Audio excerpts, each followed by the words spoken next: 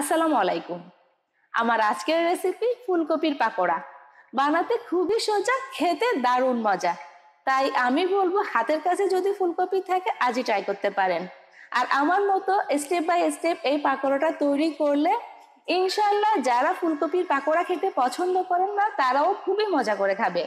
আশা করছি আমার আজকের আয়োজন আপনাদের কাছে ভালো লাগবে। ভালো লাগলে ভিডিওতে লাইক দিয়ে চ্যানেলটিকে সাবস্ক্রাইব করার অনুরোধ থাকলো। ফুলকপির পাকোড়া তৈরির জন্য এখানে আমি একটা মাঝারি সাইজের ফুলকপি নিয়ে নিয়েছি, আর এটা আমি মাঝারি সাইজ করে কেটে নিয়েছি। এটা খুব বেশি একটা বড় টুকরো করতে যাবেন না, এতে পাকোড়াগুলো খেতে খুব একটা ভালো লাগে না। এরকম মাঝারি সাইজ করে এটা একটু কেটে নেবেন। এখানে আমি বেশ খানিকটা নর্মাল টেম্পারেচারের পানি নিয়েছি। আমি ফুলকপিটাকে কেটে একবার ধুয়ে নিয়েছি। এখন আমরা এটা 10 মিনিট ভিজিয়ে রাখবো লবণ পানিতে। সেজন্য দিয়ে দিচ্ছি আমি 2 চা চামচ লবণ। আর এই লবণ পানিতে ভিজিয়ে রাখার ফলে ফুলকপির মধ্যে যদি কোনো ছোট ছোট পোকা থেকে থাকে এটা বের হয়ে আসবে। অবশ্যই এই স্টেপটা করতে ভুলবেন না। আমি একটু নেড়ে চেড়ে দিচ্ছি যাতে লবণটা গলে যায় পানির সাথে। আর এইভাবে আমরা রেখে দিব 10 মিনিট। এদিকে আমাদের 10 মিনিট হয়ে গিয়েছে। এটা আমি খুব ভালোভাবে ধুয়ে পরিষ্কার করে নিয়ে আসছি। আমি আবারও ফুলকপিগুলো খুব ভালোভাবে পরিষ্কার করে ধুয়ে নিয়ে এসেছি। এখন আমরা এর মধ্যে মশলা অ্যাড করব। প্রথমে দিয়ে দিচ্ছি এখানে আমি 1/2 চা চামচ হলুদের গুঁড়া, 1 টেবিল চামচ দিয়ে দিচ্ছি মরিচের গুঁড়া। আর ঝালটা নিজেদের পছন্দ মতো বাড়িয়ে বা কমিয়ে অ্যাডজাস্ট করতে পারবেন। 1 চা চামচ দিয়ে দিচ্ছি ধনে গুঁড়া, আর 1/2 চা চামচ দিয়ে দিচ্ছি জিরার গুঁড়া, 1/2 চা চামচ দিয়ে দিচ্ছি এখানে গরম মশলার গুঁড়া। এতে করে টেস্টটা খুব ভালো আসবে। দিয়ে দিচ্ছি 1 চা চামচ আদা বাটা, আর সেই সাথে যাচ্ছে 1 চা চামচ রসুন বাটা। স্বাদ মতো লবণ দিয়ে দিচ্ছি। 1 চা চামচ দিয়ে দিচ্ছি কালো গোলমরিচের গুঁড়া। এখানে চাইলে সাদা গোলমরিচের গুঁড়োটাও ব্যবহার করা যাবে। 2 টেবিল চামচ দিয়ে দিচ্ছি টমেটো কেচাপ বা টমেটো সস। আর এই টমেটো সসের রেসিপিটা আমার চ্যানেলে আছে। এটা আমি গত বছর তৈরি করেছি টমেটোর দিনে। এটা 1 বছরও হয়েছে। দেখুন নিচেই আছে, এটা কিন্তু ফ্রিজে রাখিনি। এটা এখনো একদম পুরোপুরি ঠিক আছে। আমি ডেসক্রিপশনে লিঙ্ক দিয়ে দিই, আপনারা চাইলে দেখে নিতে পারেন। আর এখানে টমেটোর সসটা ব্যবহারের কারণে এই পাকোড়াটা খেতে অনেক বেশি মজা লাগে। এখানে টক মিষ্টি একটা আপনার স্বাদ দিবে পাকোড়ার মধ্যে। এখন আমি সবকিছু হাত দিয়ে খুব ভালোভাবে মিক্স করে নিচ্ছি। অনেকে কি করেন আগে থেকে ফুলকপিটাকে ভাপিয়ে নেন। এতে করে দেখা যায় ফুলকপিটার ভাপিয়ে নেওয়ার কারণে পাঞ্চে হয়ে যায় এটা ভাজার পরে।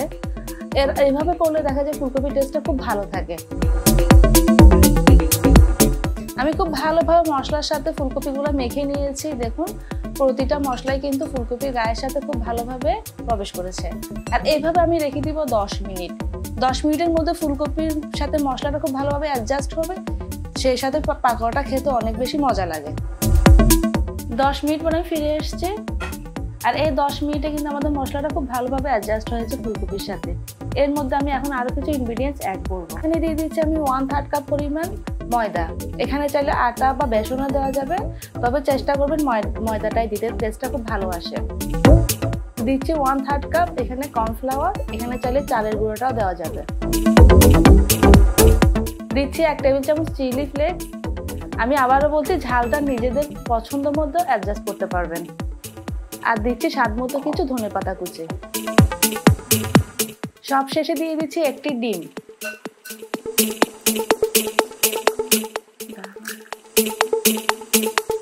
এখন আমি সবকিছু একসাথে মিশিয়ে নিব।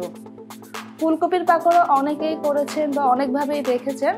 আমি রিকোয়েস্ট করব আমার মতো করে একবার এভাবে স্টেপ বাই স্টেপ আমি যেভাবে করেছি সবকিছু মিশিয়েছি এভাবে একবার করে দেখবেন।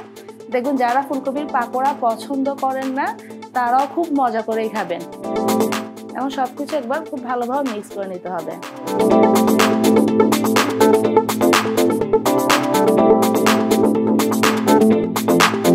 ব্যাটারটা যেন ফুলকপির সাথে খুব ভালোভাবে অ্যাডজাস্ট হয় সেই জন্য আমি এখানে 1 থেকে 2 টেবিল চামচ পানি অ্যাড করছি। খুব একটা পানি এখানে দেওয়া যাবে না, তাহলে ব্যাটারটা কিন্তু খুব বেশি পাতলা হয়ে যাবে। আমি খুব ভালোভাবে এখন মেখে নিয়েছি। দেখুন ব্যাটারটা কিন্তু ফুলকপির সাথে খুব ভালোভাবে অ্যাডজাস্ট হয়েছে। এখন আমরা এটা ভাজতে চলে যাচ্ছি। পাকোড়াগুলো ভাজার জন্য আমি চুলায় প্যান দিয়ে পর্যাপ্ত পরিমাণে তেল খুব ভালোভাবে গরম করে নিয়েছি। আর অবশ্যই তেলটা খুব ভালোভাবে গরম করে নেবেন।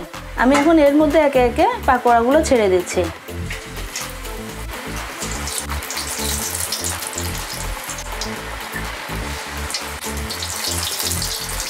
এখানে ওভারলোড করার দরকার নেই, আমি যতটুকু ধরো ততটুকু দিয়ে দিয়েছি। আর এটা ভাজার ক্ষেত্রে অবশ্যই চুলার আঁচকে মিডিয়াম ফ্লেমেই রাখবেন। যদি এখানে লো আঁচে ভাজা হয় তাহলে পাকোড়ার মধ্যে অনেক বেশি তেল টেনে দিবে, আর হাই হিটে ভাজলে দেখা যাবে যে উপর থেকে এটা কুক হয়ে যাবে, পুড়ে যাবে, বা ভিতর থেকে এটা কাঁচাই থেকে যাবে। সেই অবশ্যই মিডিয়াম ফ্লেমে এটা একটু সময় নিয়ে ভাজতে হবে। এতে করে পাকোড়াগুলো অনেক বেশি ক্রিসপি হবে আর ভিতর থেকে খুব ভালোভাবে এটা কুক হবে। আর দেওয়ার সাথে সাথে এটা নিয়ে নাড়ানাড়ি করার কোনো প্রয়োজন নেই। একটা পাশ যখন একটু গোল্ডেন ব্রাউন হয়ে যাবে আরেকটা পাশ আমরা উল্টে দিব।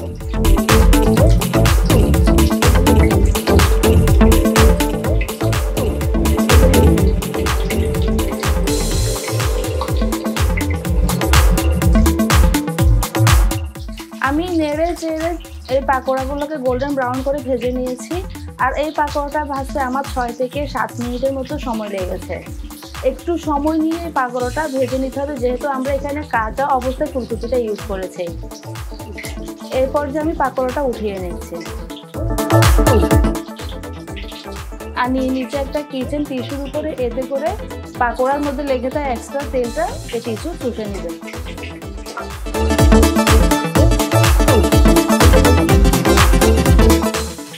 এভাবে আমি বাকি পাকোড়াগুলো ভেজে নেব।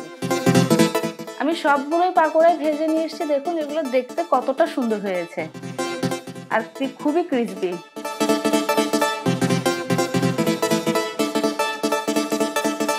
শব্দটা নিশ্চয়ই শুনতে পাচ্ছেন, উপর থেকে ক্রিসপি, ভিতর থেকে একদম তুলতুলে নরম। তো দেখে নিলেন তো কত সহজে এই পাকোড়াটা আমি তৈরি করেছি। আর আমি রিকোয়েস্ট করব একবার হলেও আমার এই রেসিপিতে তৈরি করবেন। এখন তো বাজারে প্রচুর পরিমাণে কম দামে ফুলকপি পাওয়া যাচ্ছে।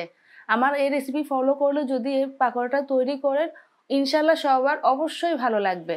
আর ভালো লাগলে অবশ্যই আমার চ্যানেলটি সাবস্ক্রাইব করার অনুরোধ থাকলো। তো আজ এখানেই বিদায় নিচ্ছি। সবাই ভালো থাকবেন, সুস্থ থাকবেন আর কাস্টমাইজ রেসিপির সাথেই থাকবেন। আল্লাহ হাফেজ।